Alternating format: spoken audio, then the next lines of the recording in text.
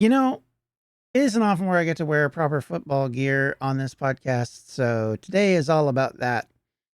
And for those of you who might be listening who don't know why I'm talking about this, it's because today we're going to talk about the early history of Welsh football and the establishment of some of the teams that make up the Welsh football presence across various leagues. And with that, let's get to the episode.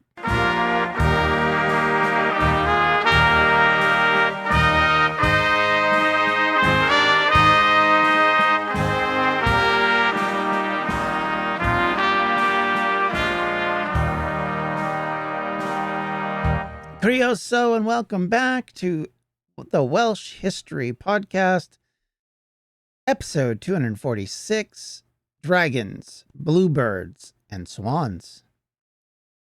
From muddy fields, makeshift goalposts, and a sport just beginning to take root in valleys and towns throughout Wales, this is the story of how football, or soccer as it is called in North America, made its first strides into Wales and into the life of the Welsh people during this Victorian period. We talked a little bit about rugby in the past and gave it its fair due, although we'll revisit it, I'm sure, in the coming episodes as we go into the next century. I wanted to take some time, especially as on the release of this episode, the beginnings of the various leagues across England and Wales have begun, and Scotland, let's be fair. And the Premier League will be starting next weekend. So there's a lot of reason to kind of bring it up here and now. So let's look at the founding of the clubs, the birth of the Football Association of Wales, early internationals, players, the captains, and how this English imported game became part of the fabric of the Welsh working class culture. And importantly, this was before the game turned professional and before global tournaments and before packed stadiums existed even. This is the story of a football that in the latter half of the 19th century was very much a different animal than what we think of these days, and something that is foundational to the history of sport in Wales. The game of football, as we've discussed on a rugby episode, was a very different beast. Its earlier foundations came out of the combination of rules that existed across both England and Wales, mostly England at this point, which had divided how to play a game which resembled both rugby and football. And the debate that went on between the various communities about what rules should be whose.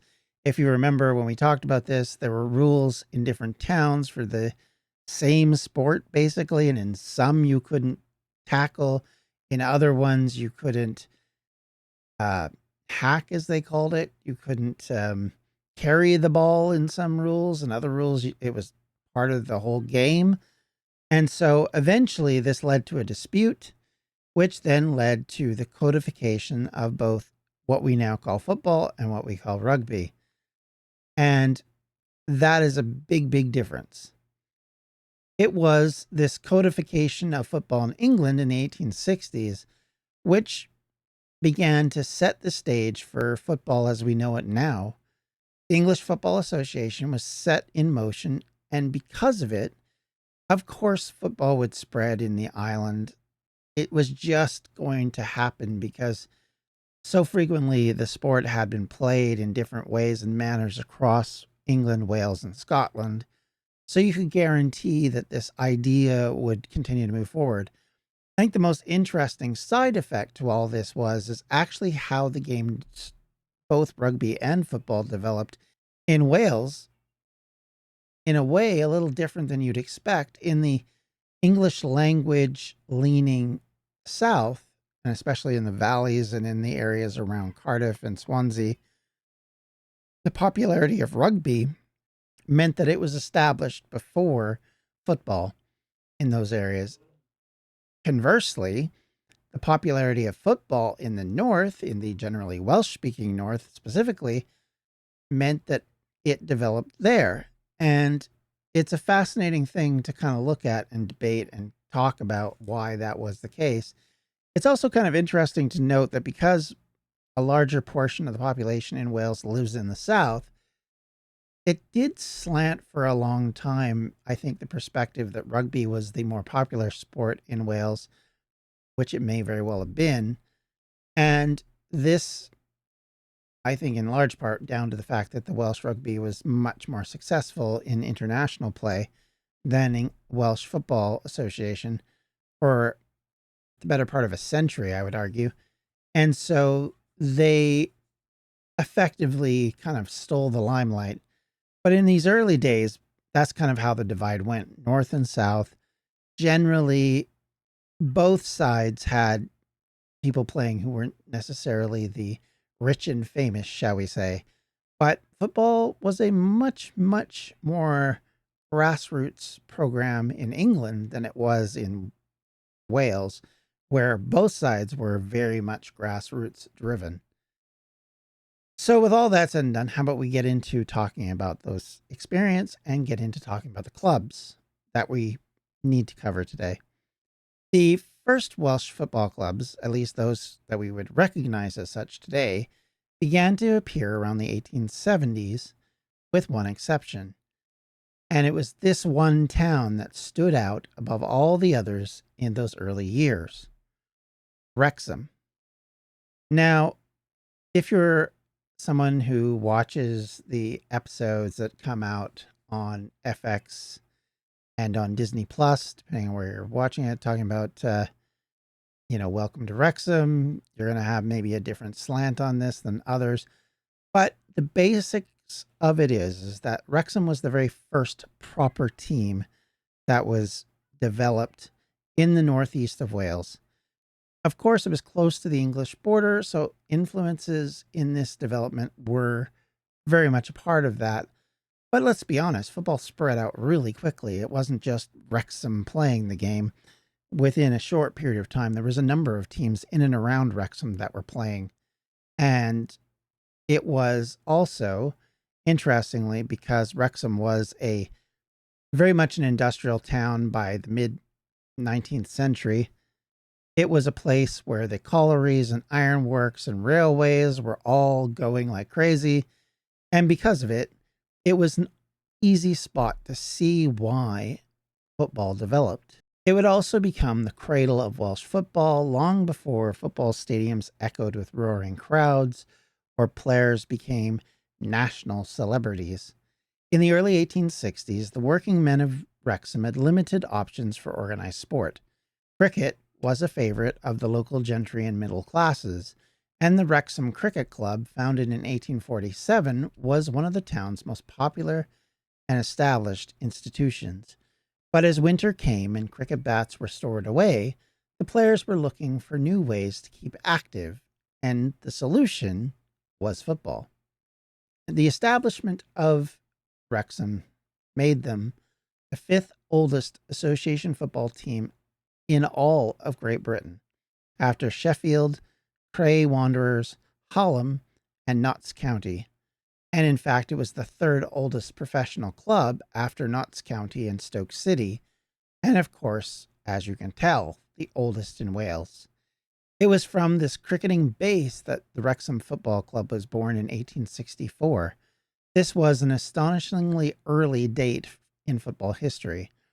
Only a year after the Football Association of England had codified the rules of the modern game, Wrexham emerged as the first Welsh football club, one of the oldest football clubs in the world still playing today.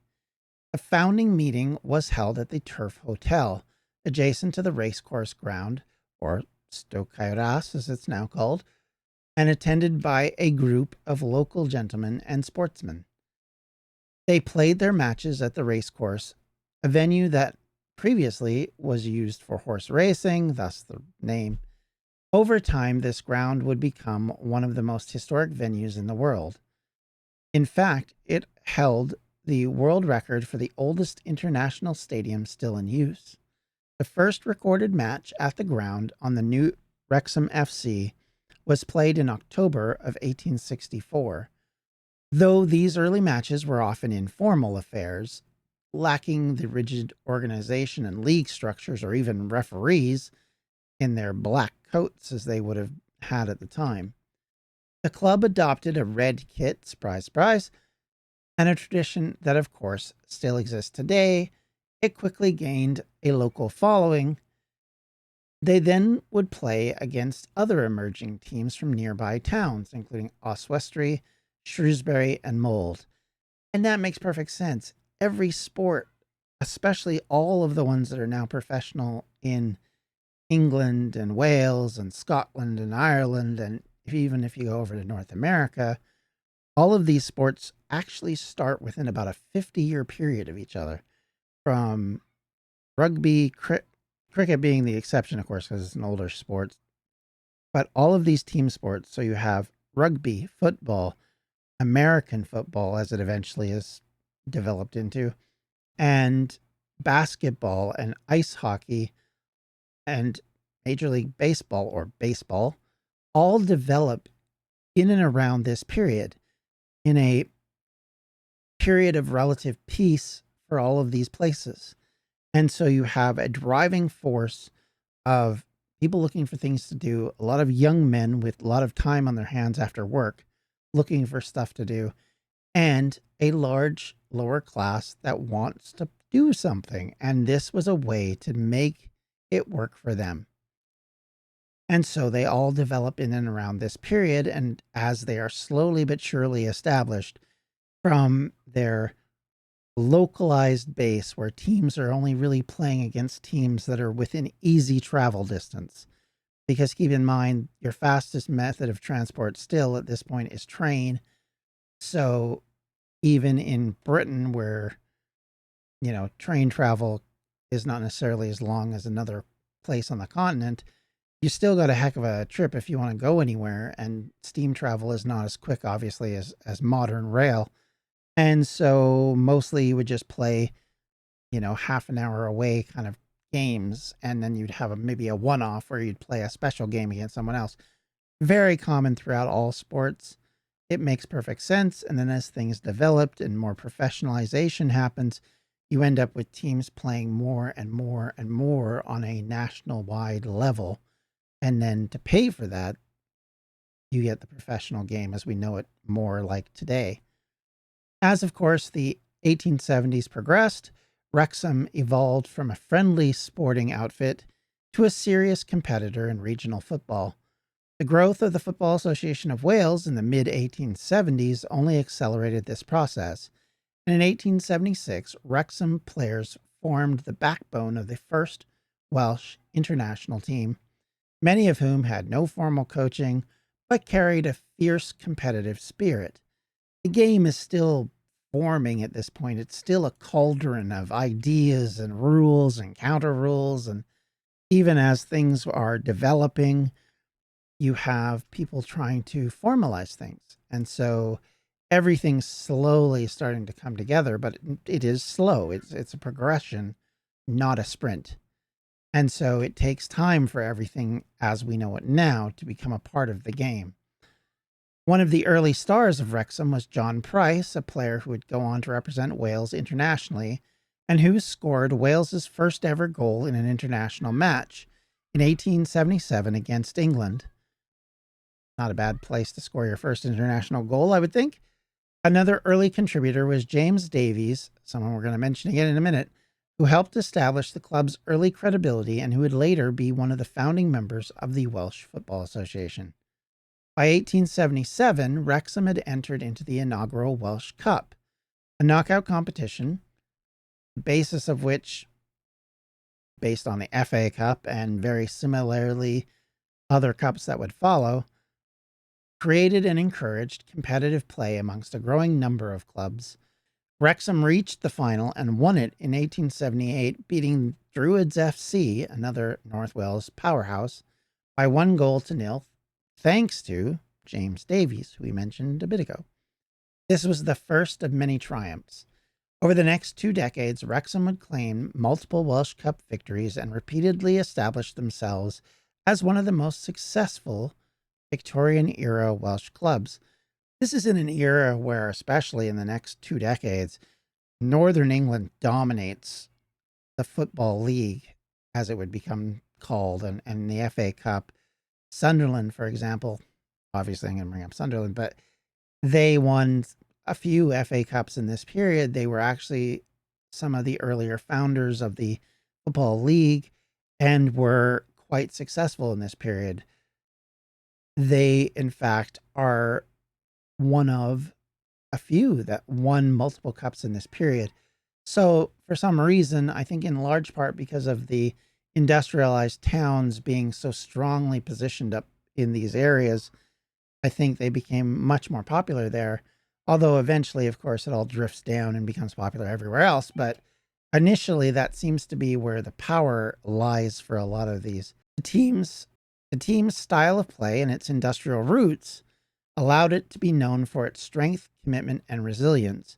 Matches were played on rough fields with little or sometimes no grass or drainage, so players, of course, would need as much grit as they would skill.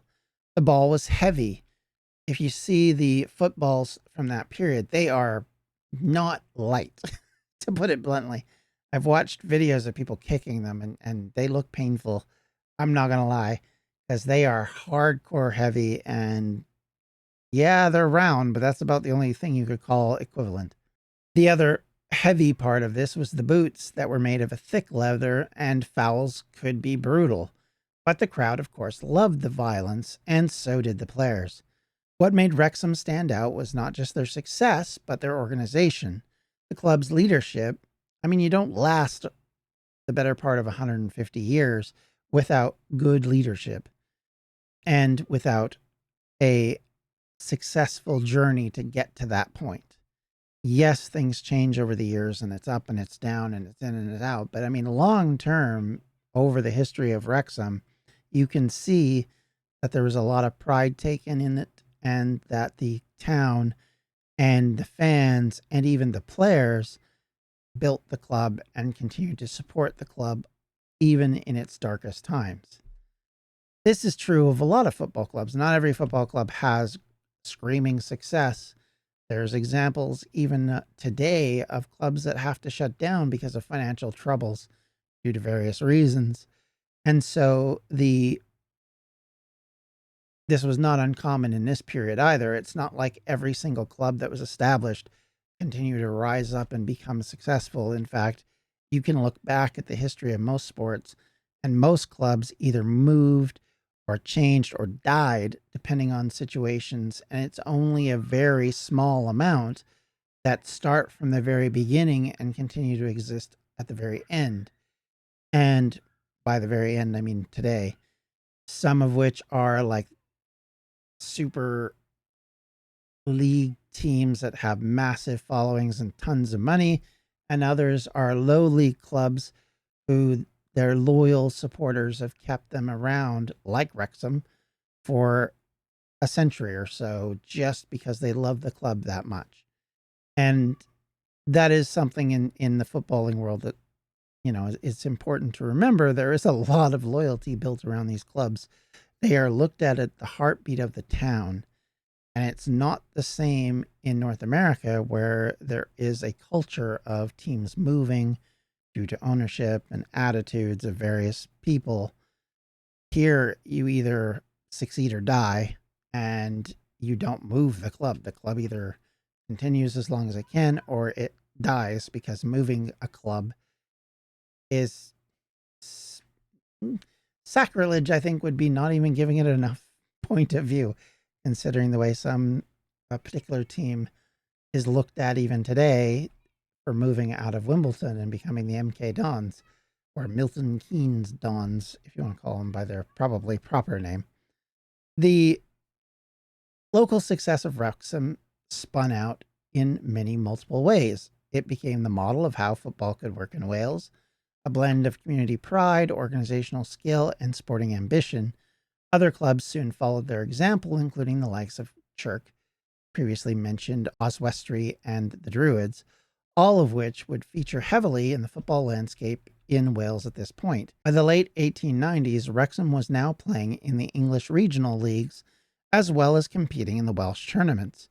The club's ambitions extended beyond national borders, and matches against English sides helped improve the standard of play and expose the Welsh players to different styles and strategies. These encounters also hinted at a future debate over professionalism, as English clubs began to pay their players while Welsh clubs had struggled to maintain amateur status. This is something we will talk about again and focus in on again when we talk about rugby, which has almost an identical argument. Though the golden age of professional football in Wales would not begin until the 20th century, it is impossible to tell the story without understanding Wrexham's foundational role. The club not only provided players and inspiration, it also showed that football could be more than just a gentleman's pastime.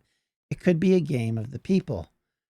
As the century came to a close, Wrexham FC stood tall as the pride of North Wales, the cornerstone, and I would say Northeast Wales, the cornerstone of Welsh football's earliest chapter and a beacon around which the national sport began to form. While Wrexham may have been the epicenter, the game had spread quickly throughout the country. Oswestry, Rabon, and Druids FC, later combined to make Raubon Druids, were some of the earliest and most influential clubs. Druids FC, formed in the 1860s, was reconstituted in the early 1870s and became a dominant force during that time. They won the Welsh Cup 8 times before 1900, more than any other club during that period. Raubon also gave us one of the pivotal figures in Welsh football history, Llewellyn Kendrick. A solicitor and former Cambridge student, Kendrick often was called the father of Welsh football. In 1876, Kendrick spearheaded the creation of the Football Association of Wales, the third oldest national football association in the world, following England and Scotland, I would assume to no one's surprise. That same year, he organized the first official Welsh international match against Scotland, held in Partick. The result, a 4-0 loss for Wales, unfortunately, but the moment marked a turning point. Wales was now a part of the international football community, and it wasn't about to go back. Kendrick also played in that first match, as did John Hawley Edwards, who had previously played for England. The early Welsh national team was drawn heavily from North Wales clubs, as you can imagine, and from university students. These are men who could afford to travel at the time, and that is an important factor. While we've delved into the North Wales quite a bit, there are clubs, obviously, that we've discussed who are the heartland of early Welsh football, but the game did start to become a feature in the South, and it became important, particularly in Cardiff. In the early years of football, as you can imagine, as it would migrate from other places, as especially there were a lot of immigrant communities and people from North Wales and from other places in England who are now moving into Cardiff for jobs and work and, all of the advantages that come from being in the valleys. So they would bring with them the things that they were used to, their culture, their language, and in this case, their sports. And so this drove football into rugby. In the early years, of course, football in Cardiff played second fiddle to rugby. Capital was a rugby stronghold, with clubs like Cardiff RFC drawing large crowds and intense local passion. But in the 1890s, as football's popularity spread across Britain, a small but determined movement in the city pushed for the development of an association football club. The earliest organized form of what would become Cardiff City Football Club began in 1899 when a group of cricketers from the Riverside Cricket Club, based in the Riverside area of Cardiff, decided to form a football team for the winter months. They named it, unsurprisingly, Riverside AFC, and that was the very first version of the Bluebirds. This modest club played friendly matches and competed in local competitions. The players were drawn largely from the working class backgrounds, and the team lacked the resources for more established clubs in the north, but they did have ambitions. Riverside wore blue shirts, and in their early games, they played on rough patches of land around Cardiff, including Sophia Gardens. Though far from the professional game, this small club represented the seeds of something greater, especially in South Wales. Though Cardiff City was, as we know it, would not officially adopt that name until 1908, they would not enter the English league system even until the 1920s. Very similar, actually, in the fact that Wrexham does not officially join the English Football League or into the 20th century as well. So this is kind of a common thing. It's important to understand, however, that the club's origins lie firmly in the Victorian period, a time when football was beginning to challenge rugby's dominance in the South, and it found in its own way a local following. Further west, of course, is the port city of Swansea. We've talked about it before. We've done a podcast talking about the history of Swansea. And the foundations of that city sporting movement began, of course, like it did in Cardiff, around rugby. But football did begin to establish its roots during the Victorian period. Like Cardiff, Swansea, as a rugby town, was much more fascinated and supporting rugby. It was deeply tied into the identity of the town's grammar schools, chapels, and its civic pride. But football was quietly gaining popularity, particularly amongst the workers in the expanded docklands and industrial districts. One of the earliest teams to play association football, or just football, in the area was Swansea Villa Football Club, which was active in the 1890s. There are reports of short-lived sides forming and dissolving throughout the decade. Many of these teams were connected to workplaces, shipbuilders, dock workers, and railwaymen, and they often competed in local tournaments and friendly matches rather than in formal leagues.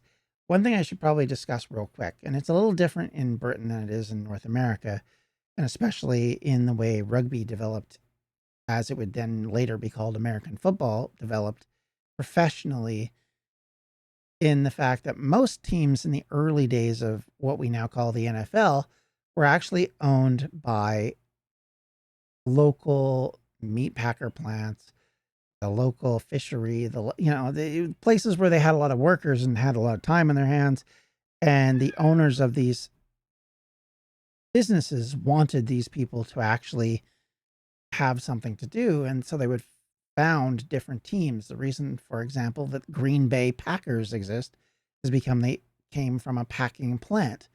Later on, they would come up with different names and different ways of talking about themselves, but that was kind of the initial run. Unlike baseball, where it was very much a communal thing and very different in the way it was run, and professionalization happened, I think, a lot quicker than it did for football. The other thing about American football is it developed out of the colleges initially, whereas out of football in Britain, it developed in the towns and the communities in the lower parts of society that weren't necessarily, the highly educated people that came out of colleges and universities. While we talk about that area, Swansea AFC, or Swansea Town AFC, as it would be called, that would eventually, of course, become Swansea City, was not even officially founded until 1912. The atmosphere, of course, that gave rise to it was already forming in the Victorian era, and football's appeal was especially strong amongst young men who had seen or played the game while working or traveling in England, and eventually, as we go into World War I, while serving in the military. The broader trends of the time of urbanization, industrialization, and growing working class communities helped football grow as a sport of the people. In an age of long hours and few opportunities for recreation, football offered camaraderie, fitness, and local pride. It's worth noting that early football clubs of Swansea also coexisted with rugby rather than directly competing with it. For some players, the season was divided between both codes, but by 1900, football in Swansea was clearly taking hold, and it was only a matter of time before the formal club would emerge to represent the town. This is also something you'll see in North America, again, in the fact that a lot of times baseball and football, of course, much like rugby and football, actually coexisted because they were played at different times of the year, especially, or I should say, cricket and football, much like baseball and football in North America, were able to coexist because they were built up around the fact that they played at different times of the year. And in the case of baseball and football, you actually see common names being used. Things like, and specifically, we can point, easy for me to point to, is the New York Giants in the NFL and the San Francisco Giants, as they're now called, who previously were the New York Giants, because the two teams actually shared a stadium at one time. They actually were both in New York, and they were both called the Giants, and they, in fact, at one point had the same colors just to make things even more associated to each other, and that was not an uncommon thing. Quite frequently, teams would be associated with baseball because baseball was, at the time, the most popular sport in the USA, and thus it was useful to align yourself with that to build on the following. So you could say, hey, come cheer for the Giants. That kind of thing, of course, is a little different in the case of cricket to football because the fan bases are different at this point, even at this point. But it's interesting to see that there are commonalities in that respect. The building of both Riverside AFC and Swansea Town marked turning points, and it signaled that football was no longer just a northern sport, but was truly a national one, growing street by street, club by club, and drawing a new generation in Wales, which brought in more players and more fans from every corner of the country. And with all of that, with the driving of that, we have the development of the Welsh Cup. It is one of the great driving forces behind the spread of football in Wales when it was established in 1877. Organized by the Football Association of Wales, it gave clubs across the country a chance to compete and to forge fierce local rivalries, as you can imagine. Early winners, of course, as we've discussed, included the four clubs that basically were the earliest formed: Wrexham, the Druids, Oswestry, and Chirk. The latter town was a small and industrial place that was home to the Chirk AAA, a team whose players often came straight from the coal faces to the pitch. One such player was Billy Meredith, who began his career at Chirk before going on to Manchester City and Man United. But that part of his story, of course, lingers beyond the 1900s and out of the scope of this discussion. The club finals were grand occasions, sometimes drawing over 5,000 spectators, an impressive figure for the era, and matches were often played in Oswestry, Roban, or Wrexham. Reports of brass bands, banners, and carnival-like atmospheres reigned supreme. And though South Wales was slower to adopt the game, with rugby dominating the sporting landscape, by the 1890s, clubs like Cardiff City and Swansea Town were beginning to take shape, although, as we mentioned, not fully formed, and were, when they did get formed, started to participate. However, last part of this I want to bring up is to talk about the Welsh national team. As football clubs began to spread around Wales, a larger question began to emerge. Could the Welsh compete on the international stage, an international stage that pretty much existed of four teams at the time? The answer came swiftly and decisively in 1876 when a group of Welsh football pioneers established the Football Association of Wales. The driving force behind this development, as we mentioned earlier, was Llewellyn Kendrick. Kendrick understood that if Wales wanted to be taken seriously in the emerging football world, it needed its own governing body and national team. Kendrick sent out letters to clubs and sporting figures across Wales inviting them to meet in Wrexham to establish the Welsh Football Association. The FAW was duly formed in February of 1876, and within a matter of weeks, Wales had its first international fixture, the one that we mentioned previously, against Scotland on the 25th of March, 1876, near Glasgow in Partick. That was the first match, and of course, as mentioned, it did not go well. Wales lost 4-0, and the team was largely made up of players from North Wales and those who had attended the English universities. A lack of preparation had shown, and it was yet a historic moment, and as Wales had now entered the international arena. Among the players was Kendrick himself, as we mentioned. He served as the team's captain, selector, and organizer. Another member of the squad that I mentioned previously was John Hawley Edwards, who previously had played for England but qualified for Wales by virtue of his family connections. The rules on eligibility were still very much in their infancy and loose. Despite the defeat, the foundations had been laid, and Wales continued to play annual fixtures against both Scotland and England, later added matches against Ireland as the British Home Championship began to take shape in the 1880s. These were grueling affairs, often played in terrible weather on muddy grounds, with teams traveling long distances by train or coach. Wales's first victory came in 1881 when they beat England 1-0 in Blackburn, a stunning upset that gave the team's national credibility. The winning goal was scored by John Vaughan, a Wrexham player. This triumph was a huge moment in Welsh football, and it was proof that Wales could hold its own against the giants of the game, even as consistency remained elusive. Throughout the 1880s and 1890s, Wales fielded a mixture of players, some amateur, some drifting towards professionalism, and many drawn from clubs in North Wales or from Welsh players based in England. Travel costs and lost wages often made it difficult to field the best side available, and team selection was sometimes made with geography in mind rather than talent alone. One of the team's greatest early stars, James Traynor, the goalkeeper from Wrexham who went on to play for Preston North End. Traynor earned 20 caps for Wales between 1887 and 1899 and was widely regarded as one of the finest goalkeepers in Britain. His quick reflexes and brave diving saves made him a standout in an era where goalkeepers received little protection and faced direct physical challenges from charging forwards. Going back to the whole rules were a little sketchy still. Another mainstay was Billy Lewis, a skillful and intelligent forward who played 27 matches for Wales between 1885 and 1898, scoring 8 goals.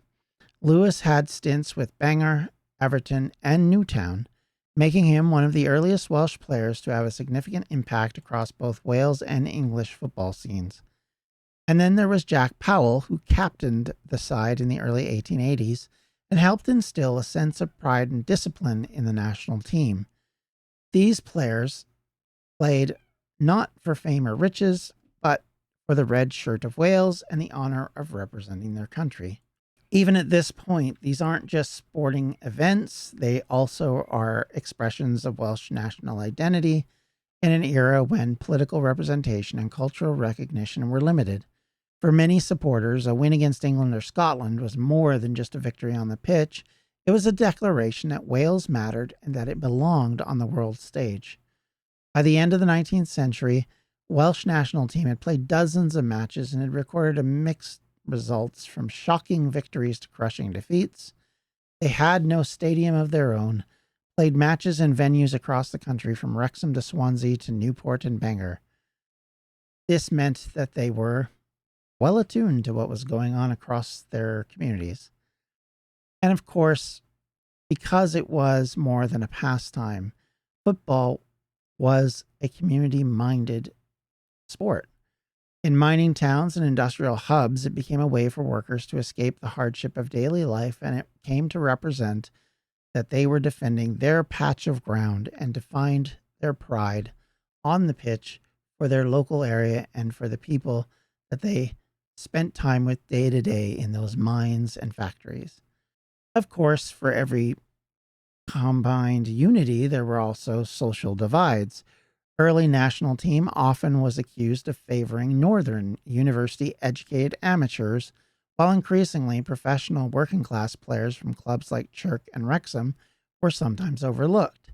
Questions of amateurism versus professionalism, of course, loomed large, as England and Scotland were beginning to allow professional players, and Welsh clubs, especially those near the border, found themselves caught in a dilemma.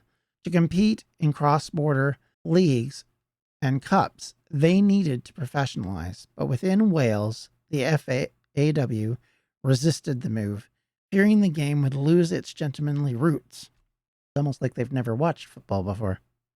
By 1895, the game was at a crossroads, but despite the tensions, its popularity continued to grow.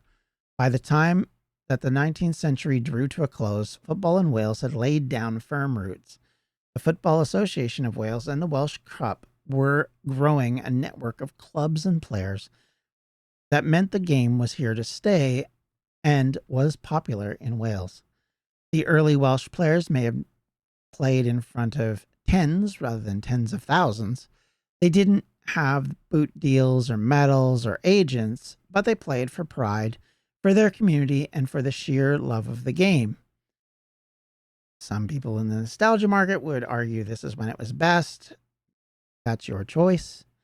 And their legacy, of course, lives on. Every time a ball is kicked at the racehorse ground or anywhere else in Wales, really, where the Welsh national anthem echoes through the stadium, or when the red wall travels throughout international events across the world, the idea and the foundations of the Welsh national team, the establishment of the FAW and Welsh Cup, all are a part of that growing sense of pride.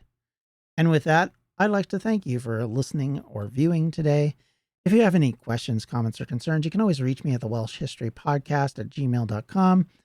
You can also reach out to me on social media, typically at Welsh History Pod. But on Facebook, it's facebook.com/Welsh History. And don't forget, we do have a Patreon. If you'd like to become a member and help out the podcast with our research and funding, you can do so at patreon.com/Welsh History. Thank you all once again. Good luck to all the teams. And here's hoping we continue to see progress in Wales, both on the international stage and at the local level. Thank you all. Take care. Bye-bye. Welsh History Podcast is a member of the Evergreen Podcast Network. To find more information on them, you can do so at evergreenpodcasts.com. Thanks for listening.